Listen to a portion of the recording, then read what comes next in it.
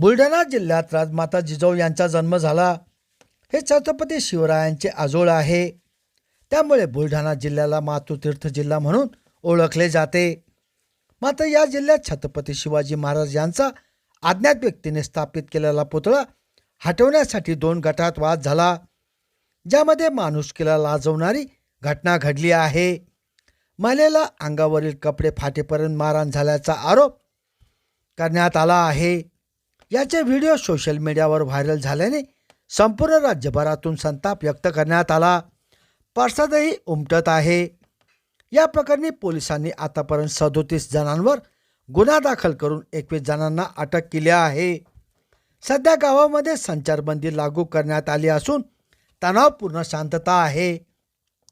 लोणार तालुक्यातील चिखला या गावातील ग्रामपंचायतच्या जागेमध्ये 3 फेब्रुवारीच्या रात्री दरम्यान अज्ञात व्यक्तीने छत्रपती शिवाजी महाराजांचा अर्धाकृती पुतळा बसवला.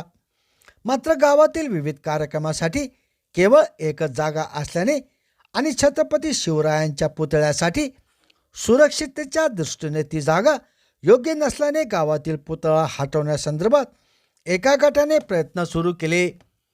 प्रशासनाने देखील तसा कार्यालयीन पत्रव्यवहार केला, परंतु 20 फेब्रुवारी रोजी पुतळा हटवण्यासंदर्भात गावातील 2 गट समोरासमोर आले आणि वाद झाला.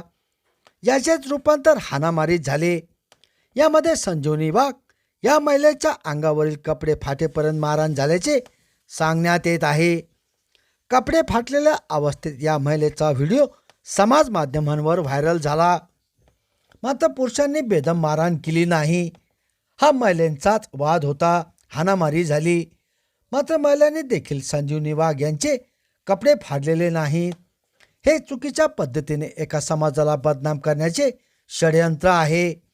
त्यामुळे निर्दोष व्यक्तींवर गुन्हे दाखल करू नयेत आणि दुसऱ्या गटाची देखील तक्रार घेऊन कारवाई करण्यात यावी, अशी मागणी आता ओबीसी समाजाने केली आहे. चिखला गावाजवळ हजारो ओबीसी बांधव भगिनींचा सत्यशोधन मेळावा पार पडला. 25 फेब्रुवारीपर्यंत सर्व दोषींवर सांगितल्याप्रमाणे गुन्हे दाखल झाले नाही तर 26 फेब्रुवारीला राज्यभरातील मराठा समाज चिखला गावामध्ये एकवटणार आणि आंदोलन सुरू करणार, असा इशारा मनोज जरांगे पाटील यांनी दिला. त्यावर भाजपाचे प्रवक्ता आणि समाजाचे नेते विनोद वाघ यांनी देखील इशारा देत परस्पर विरोधी तक्रार दाखल करावी आणि दुसऱ्या गटावर देखील गुन्हा दाखल करावा, अन्यथा आपण लाखोच्या संख्येने ओबीसी समाजाची सभा घेणार असल्याचे विनोद वाघ यांनी म्हटले आहे. काल 22 फेब्रुवारी रोजी त्याच ठिकाणी पुन्हा छत्रपती शिवाजी महाराजांचा अश्वारूढ पुतळा उभारण्यात आला, तर त्या जागेवरून पुतळा हलवणार नाही, अशी भूमिका मराठा समाजाने घेतली. त्यामुळे आता प्रशासन काय निर्णय घेते हे पाहणे महत्त्वाचे असणार आहे. दुसरे, केवळ एकाच गटातील व्यक्तींवर गुन्हे दाखल झाल्याने ओबीसी समाज देखील आता आंदोलनात्मक भूमिकेत पाहायला मिळत आहे. यामधील तक्रारीनुसार मुख्य आरोपी असलेला सरपंच गणेश काकड यांना पोलिसांनी अटक केली आहे. त्यापूर्वी त्यांनी समाज माध्यमांवर आपली प्रतिक्रिया देत हा संपूर्ण प्रकार खोट्या पद्धतीने समोर आणल्याचे स्पष्टीकरण दिले आहे. 2 दिवसापासून चिखला गावामध्ये मराठा समाजाचे विविध पदाधिकारी आणि शिवप्रेमी मोठ्या संख्येने दाखल होताना दिसत आहे.